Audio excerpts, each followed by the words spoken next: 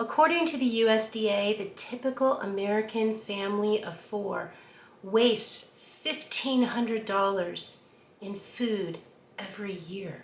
But what if you could put a good portion of that money back in your food budget just by learning about this one thing?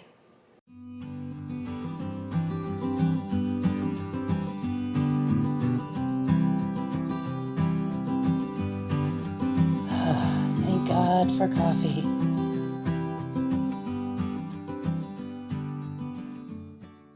Welcome back to the channel. We're talking about today something that could impact the amount of money that you have in your grocery budget. Now, in these current times with the grocery prices going up, and they're only going to get higher, and warnings from farmers about food shortages and what we're eating right now, purchased in the stores, a lot of that was made with what was produced last year by our farmers. And if you want to dive down that rabbit hole and check into what food shortages might be coming up, there are a lot of videos out there on YouTube right now from different homesteaders and other people who are talking about coming food shortages. But today we're going to talk about something practical that might be able to help you a little bit with your food budget right now. I've been doing some research, and according to the USDA, they estimate that 30% of our food supply is lost or wasted at the retail and consumer levels, and that some of this waste is due to simply not understanding the dates that are on the food products. And if you've never taken the time to learn what these dates actually mean, then you might be surprised.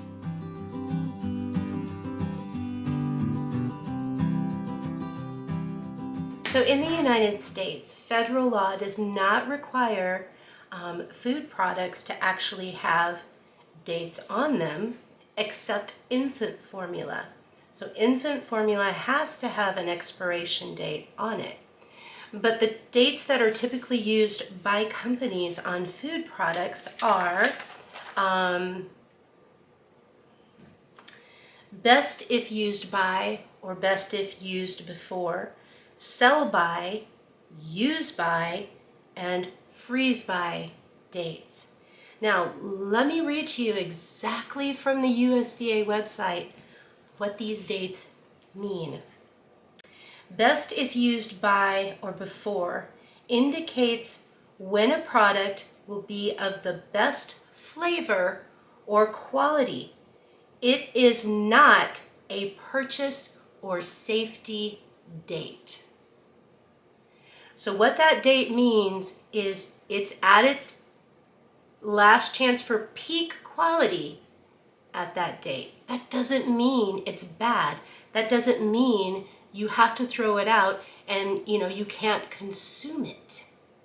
So for example, here's a package of whole grain rolled oats. And on this package there is a best by date of the 24th of February 2024. Does that mean I need to throw it out after February of 2024? Absolutely not.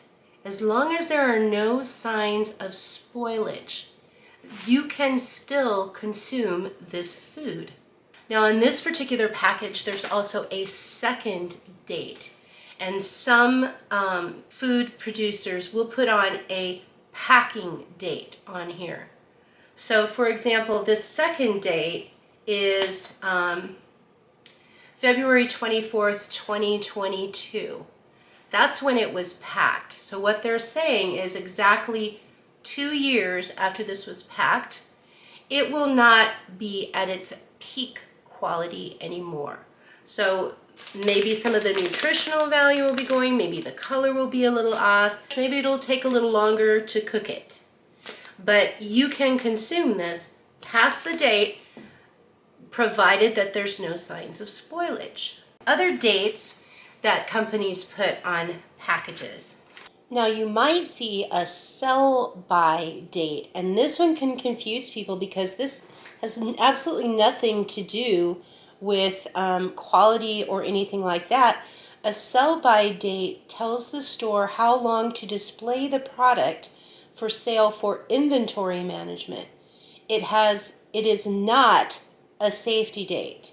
You'll also see use-by dates. This is a package of hot dogs, and it has a use-by date of March of 2022. This came from my freezer, so I just froze it. So what does use-by mean? According to the USDA, the use-by date is the last date recommended for use of the product while at peak quality again. It is not a safety date except for when used on infant formula.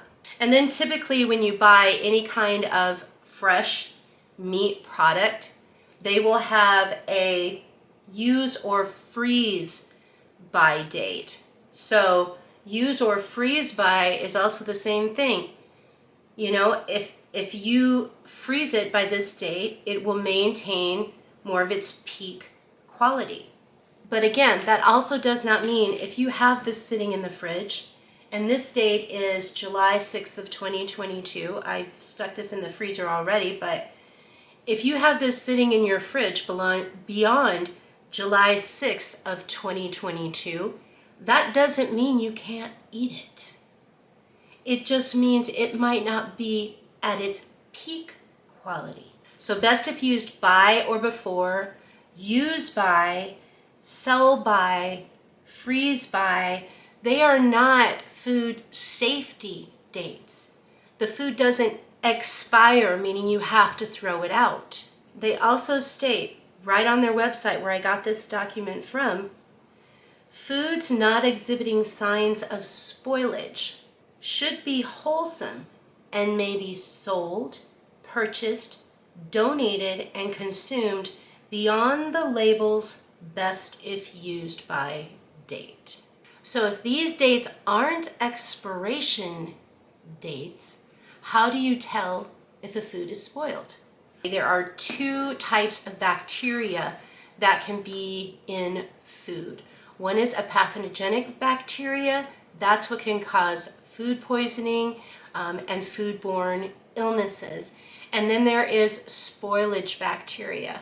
And spoilage bacteria will typically affect the smell, the color, and the texture. So how do you tell if a food is spoiled?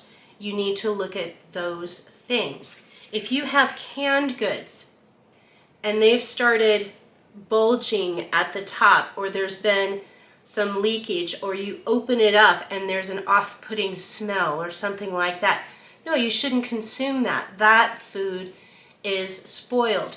But if you have a product that is, you know, even a year or more beyond the use by date on the can, and the can looks fine, and you open it up and it smells fine, looks fine, that food, according to the USDA, is safe to eat. So what about fresh products that you buy, like fresh vegetables, fruits, even meats that you have in your fridge that you bought fresh and you have in your fridge? How do you tell if those are spoiled? I think most of us can tell when something fresh is spoiled.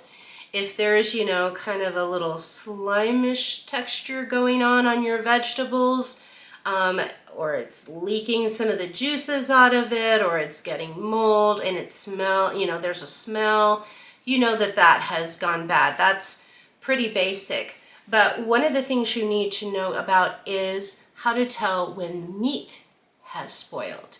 Now, a lot of times people are skittish on using meat after the best by date if they still have it in their refrigerator. You can't always tell by the color of the meat. There is a protein in meat that helps to give it a purplish color. When it comes into contact with oxygen, it will then be more like a bright red color, but it also depends on the type of meat that you're looking at. It can also be influenced by the age of the animal or the species, the type of animal. So there are a lot of things that can affect the color of meat. In fact, the USDA says that the surface color of fresh meat, you've got your cherry red for beef, you've got like a darker cherry red for lamb, kind of a grayish pink for pork.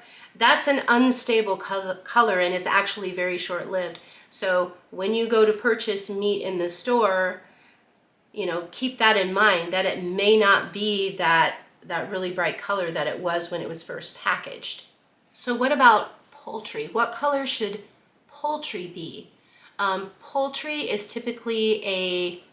ranges from typically like a bluish white to a yellow. And that depends on the type of poultry, the exercise the poultry was given, the age of the poultry when it was butchered, and their diet as well. So there can be also a range of colors just in different types of poultry. All are fine. But does a change in the color while you're storing it in the refrigerator indicate that the meat is spoiled?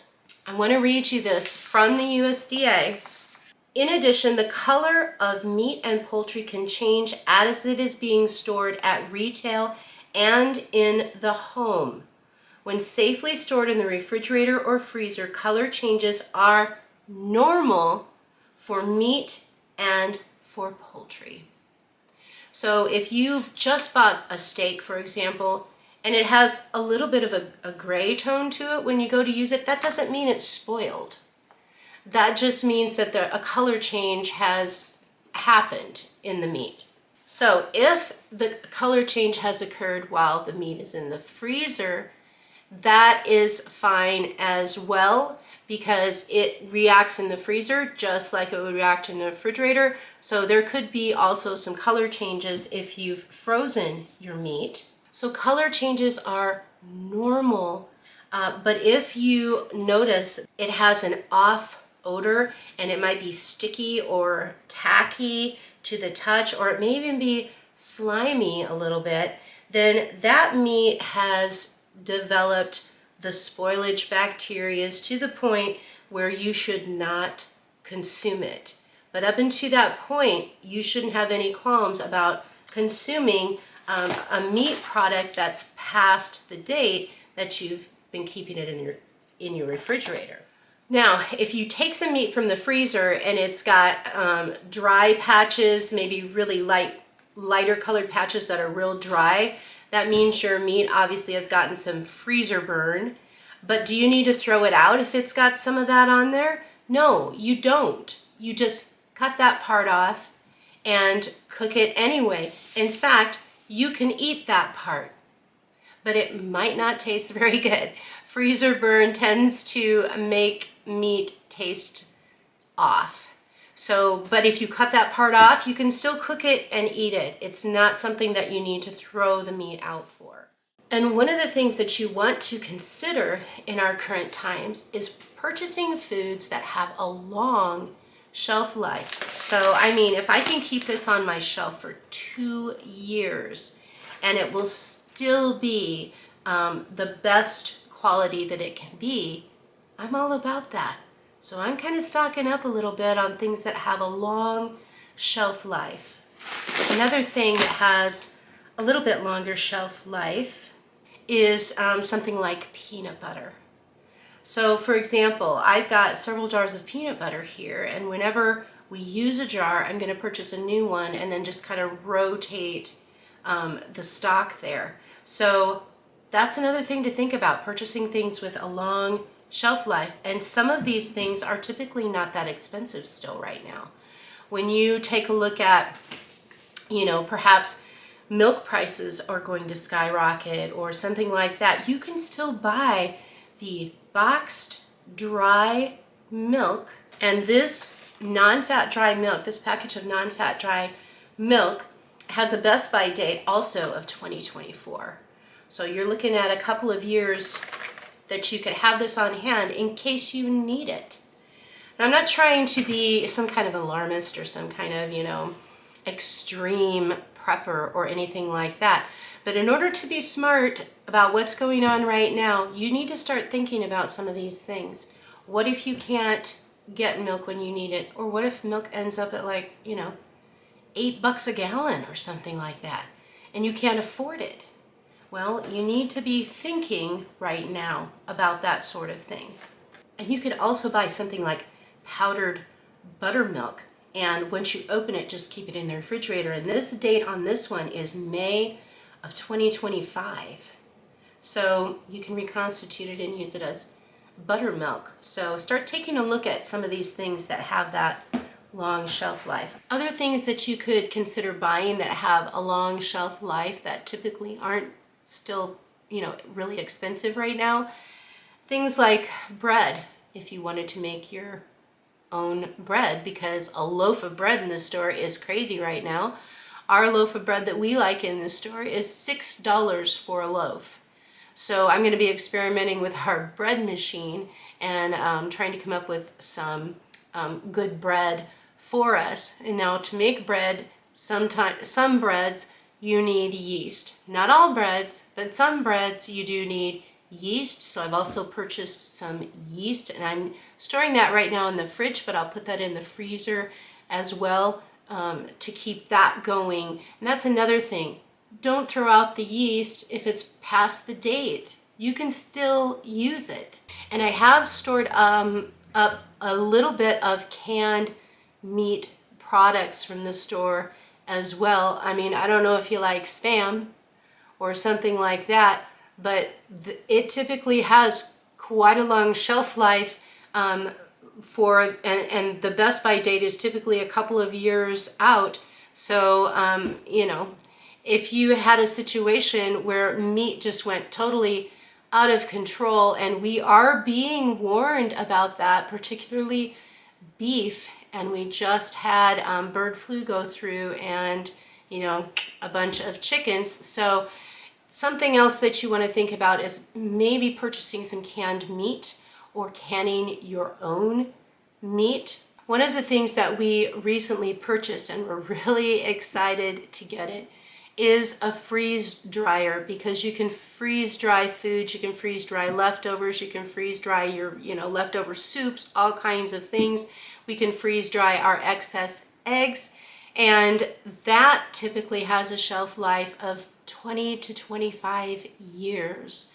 So we're going to be having some videos coming up that are going to be talking about our freeze dryer. It's still going to be at least a month, maybe 6 weeks before we actually get our freeze dryer, but we'll be doing some videos on different things you can freeze dry as well, and then what it's like when it's reconstituted. And from what we've seen on different videos on people that have reconstituted freeze-dried foods, it's almost exactly like when you dried it. So we're excited to get started with that too. And I hope to do some more videos on ways that you can save on your food budget, because this isn't just an American problem. This is a problem that's going across the whole globe. With the trading that we do with other countries for different types of food and everything, this is going to affect the entire globe. So I'm hoping to do some more videos on that. And if this type of thing interests you, go ahead and hit the subscribe button, and we will see you next time.